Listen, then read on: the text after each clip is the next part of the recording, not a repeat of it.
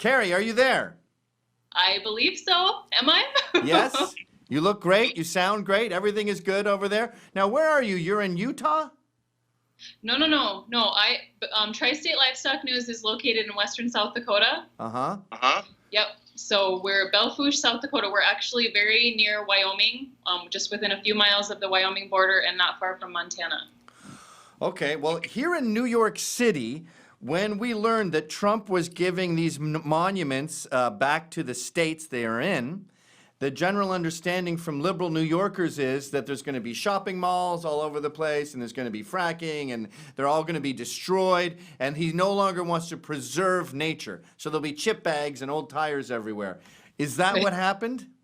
Well, I think people need to understand that these lands are federal lands. They're still federal lands. They just don't have the monument designation on them. So they're still going to be managed just like federal lands are all across the West. They still have, if it's BLM land, they still have a BLM person overseeing them. If it's Forest Service land, they still have a ranger overseeing them. I mean, there's still, every rule that applies to federal lands still applies to these lands. So they're not privatized? Correct. So what's all the hullabaloo about?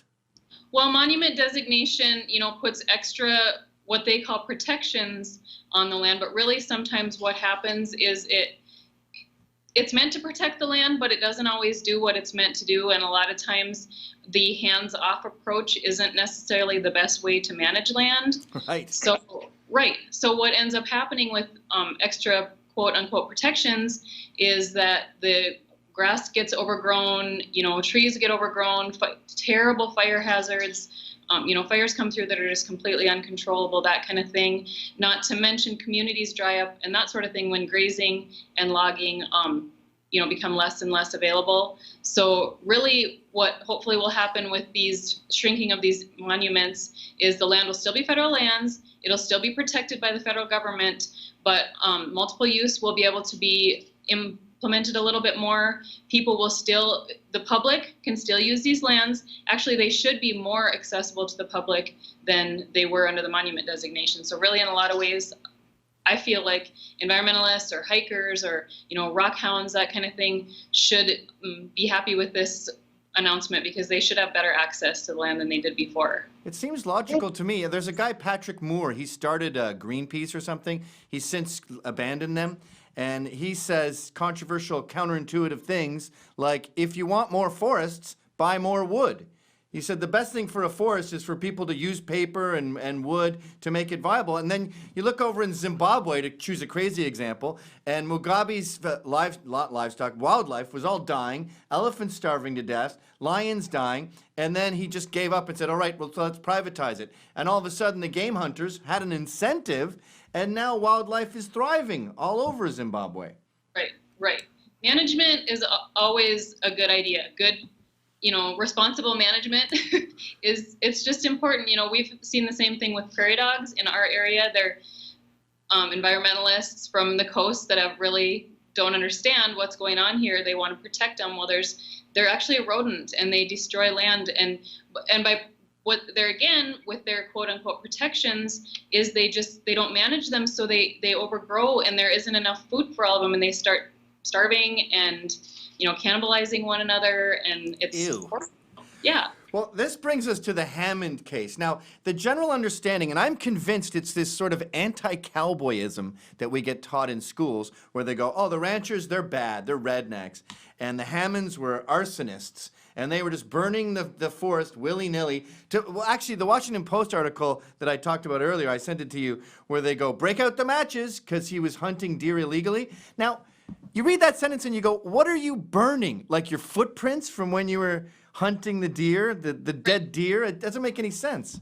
And a fire isn't going to burn up a deer. I mean, it's not going to completely, get rid of it to where there's absolutely no evidence. So I think that's just a side issue. I don't even know where that part of it came from as far as burning to try to cover the tracks of the deer. But, if anybody with any common sense looks at this issue, look at how many hundreds of thousands of acres burn out there in those forests in Oregon and Idaho and Montana and California and Washington when they're dry and when they haven't been logged properly. And the Hammonds burned, I think it was around 140 acres, and in two small fires. One was a back burn to protect their ranch headquarters Right. when a lightning struck fire was coming towards them, right? And then another one was just a small fire to get rid of some noxious juniper trees that are, they crowd out the grass, and anyone out there knows that they're basically a noxious weed. I mean, it was just a very small fire to do some management on some land. I mean, 140 acres sounds like a lot. I understand to some people, but you have to look at the scope of these landscapes out there. I mean, it's nothing, and there again, it wasn't arson. It was doing the same type of management that the BLM does. The Right. BLM. Well, fires are an integral part of ranching. They're an integral part of any sort of forest control. They're an integral part of a forest. A pine cone can't pop unless it's heated to a certain degrees. We have fires they're a crucial part of the environmental balance. And if you're working with nature, you have to work with fire. Right. Arsonists. Right. And particularly when there's grass that hasn't been able to be grazed as it should, and trees that haven't been logged as they should, that is especially when fire does come into play and is kind of necessary, because there's just so much overgrowth that, something has to get rid of all of that dead extra fuel. It's almost like the people who live on the land and live with the animals in nature know more about it than a bureaucrat in Washington. It seems that way, yes. It's hard to manage what you can't see. Right, And especially when you have no experience in the field. Right. And now we're running out of time, and I'm sorry to dump all this on you, but the Bundys, as far as I can see, the government said, you owe me $1 million in grass munching. And we were talking to Angie Bundy earlier, and she said that the figure's more like $8,000.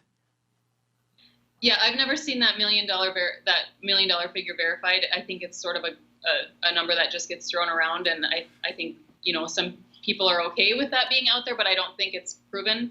So yeah, I don't know what the exact dollar amount is, but the Bundys have the right to graze on the BLM land. They've established that right through grazing for generations and through the use of the water. That being said, yes, there are grazing fees that need to be paid, for any rancher that grazes on BLM or for Forest Service land. So, I mean, that is one step in the process, yes. So the Bundys were wrong not to pay, or did they? I heard they wanted to pay and they weren't allowed to pay. Right, I understand they tried to pay their county. They don't believe in paying the BLM because they don't believe that the federal land, that the federal government should actually own huge tracts of land according to the Constitution. And that might be another topic for another day for you to cover.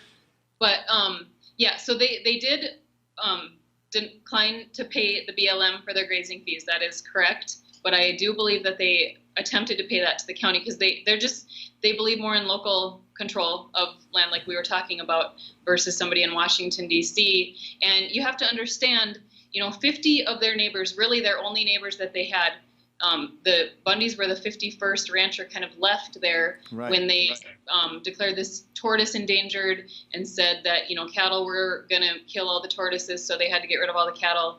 And so the Bundys really had their backs up against a wall and were really just clawing to preserve anything that they had left as far as their ranch goes. So right, it wasn't about the grass bill, it was about preserving their ranch forever. Now that brings us to our last guy, Lavoy Finicum. He outright refused, and instead, like, these guys, they don't go to a debtor's prison for a week the way you would if you owed someone some money. The Hammonds spent 5 years in prison. I think they're still in prison, right? Yes, that is correct. And yes. The Bundys are still facing prison time, and this Lavoy guy ends up shot dead. Right. It seems like the punishment is not fitting the crime. Yeah. It's really seems like overkill and kind of a double standard when you look at how so many other things are handled. Yeah, other crimes are handled. And well, we just had an illegal immigrant shoot a woman in the head and get away scot-free. Right. I know. It doesn't seem, and I mean, Lavoy Finicum, I mean, anybody can look at that man, the video clips of him and his family. He was the most gentle, kind man that ever lived. I mean, if that's something that is worth shooting somebody over, then I don't know. Yeah. Well, it's nice to finally get the other side, because we're getting a very biased look at ranching and no one's talking to the ranchers. Well, we really appreciate you showing an interest here, because we feel the same way. We really feel like the ranchers need to get their point of view out there, because it's, you know, we feel like we're doing a service to the world. We're providing food. Like I told you in my email, we're taking a natural resource, a natural renewable resource, grass, that really nothing else can be done with that. Yeah. And we're turning it into food that people can eat, and we're doing it on very slim profit margins. We're not getting rich. We do it because we love it, and we feel like we don't tell the rest of the world how they need to do their jobs, and we'd appreciate somewhat of the same kind of sentiment toward us. Just, you know, let us do what we know how to do. I'd appreciate if you could get some respect too. Carrie, thank you for coming on the show. It's a pleasure to talk to you, and I want to check in later. Thank you very much. We would love that. We appreciate having the chance to visit with you. All right, Carrie. Cheers.